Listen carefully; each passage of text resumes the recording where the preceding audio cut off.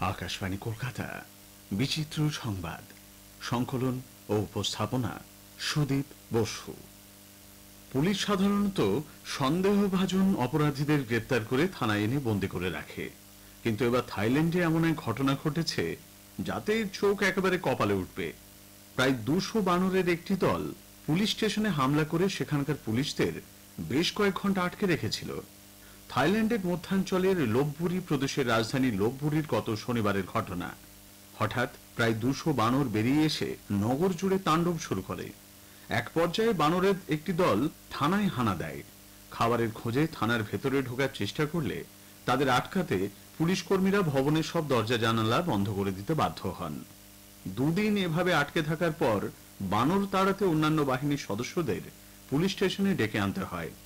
তারা এসে দখলদার হামলাকারীদের তাড়িয়ে লোপবুরি থানায় আটকে পড়া পুলিশ সদস্যদের উদ্ধার করেছেন।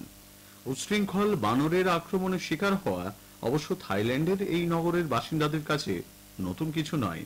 অনেকদিন ধরেই তারা বানরের অত্যাচারে একেবারে অতিষ্ঠ। বিরাট বড় চিকেনের পেটে রাত কাটাতে চাইবেন, ভাবতেই পারেন এ আবার কেমন কথা, কিন্তু এমনটাই এখন বাস্তব। ফিলিপিন্সে নতুন এক হোটেলের উদ্বোধন হয়েছে যেটি দেখতে অবিকল চিকেনের মতো। আরো স্পষ্ট করে বললে বিশ্বের সবচেয়ে বড় চিকেন শেফড হোটেল খুলেছে কাম্পুয়েস্টুয়াহানে। সেখানেই প্রায় 114 ফুট উচ্চতার চিকেন শেফড বিল্ডিং তৈরি হয়েছে। দৈর্ঘ্যে যা প্রায় 12 ফুট আর প্রস্থে প্রায় 40 ফুট। আর অদ্ভুত এই বিল্ডিং জায়গা করে নিয়েছে বিশ্ব রেকর্ডের বইতে। কিন্তু কেন এমন বিল্ডিং তৈরির ভাবনা?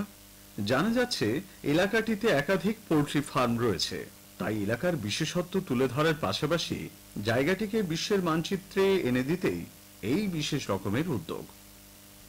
সৌদি আরবের আল জোয়াফ এলাকা সাক্ষী হয়েছে অদ্ভুত এক ঘটনার। মরুভূমির রুক্ষ লাল মাটি ঢেকেছে সাদা বরফের প্রলেপে। বৃষ্টির পরিমাণ বাড়ছিল বেশ কিছুদিন ধরেই। এবার মরুভূমিতে পড়ল বরফ। গোটা এলাকা বরফের চাদরে মুড়ে যাওয়ায় তা হয়ে উঠেছে পর্যটকদের স্বর্গরাজ্য। কিন্তু এভাবে মরুভূমিতে বরফের পরত দেখে আবহবিদদের কপালে চিন্তার ভাঁজ। গত কয়েকদিন প্রথমে বজ্রবিদ্যুৎ সহ প্রবল বৃষ্টি হয়েছে ওই এলাকায়, তারপর বরফের চাদর। এই ঘটনা বিশ্বব্যাপী জলবায়ু পরিবর্তনের ইঙ্গিত বলেও মনে করছেন অনেকে। একটা পাকা কলা আপনি কত টাকায় কিনবেন? 10, 12, 20, 25, 100 টাকায়। কিন্তু একটা হলুদ রঙের পাকা কলা 10 লক্ষ মার্কিন ডলারের বেশি দামে বিক্রি হবে এমনটা কি কেউ ভাবতে পেরেছিল? টাকার হিসাবে 11,98,00,000 বেশি। রূপালী রঙের টেপ দিয়ে সাদা রঙের দেওয়ালে আটকানো একটি হলুদ রঙের পাকা কলা, এটি একটি শিল্পকর্ম।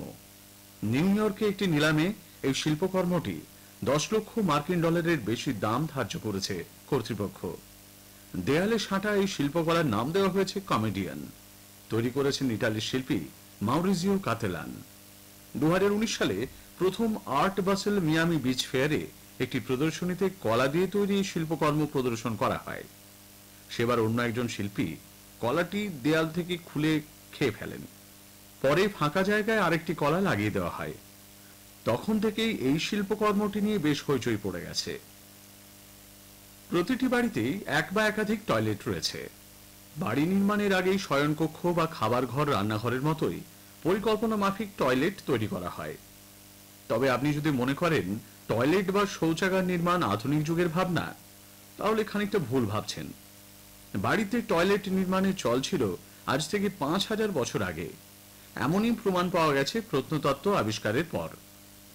শুধু শৌচাগার আবিষ্কারই নয়, আধুনিক যুগের কমোডে ফ্লাশের যে ব্যবস্থা রয়েছে তাও কয়েক শতক আগে আবিষ্কৃত হয়। পৃথিবীর প্রথম শৌচাগারের ব্যবহার ছিল আজ থেকে 5000 বছর আগে মেসোপটেমিয়ায়। ব্রিটিশ সাফাই কর্মী টমাস ক্রেপারকে শৌচাগারের জনক হিসেবে ধরা হলেও ক্রেপারের বহু আগেই প্রাচীন মেসোপটেমিয়া সভ্যতায় মাটিতে কুয়োর মতো গর্ত খোঁড়া থাকত। তার উপর গড়ে তোলা হতো ছোট কাঠামো।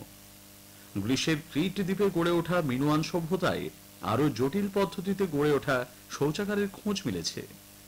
আধুনিক টয়লেটের মতো সেখানে প্লাম্বিং ব্যবস্থা ছিল, ছিল ফ্লাশেরও ব্যবস্থা। বিচিত্র সংবাদ শেষ হলো। সংকলন ও উপস্থাপনা সুদীপ বসু।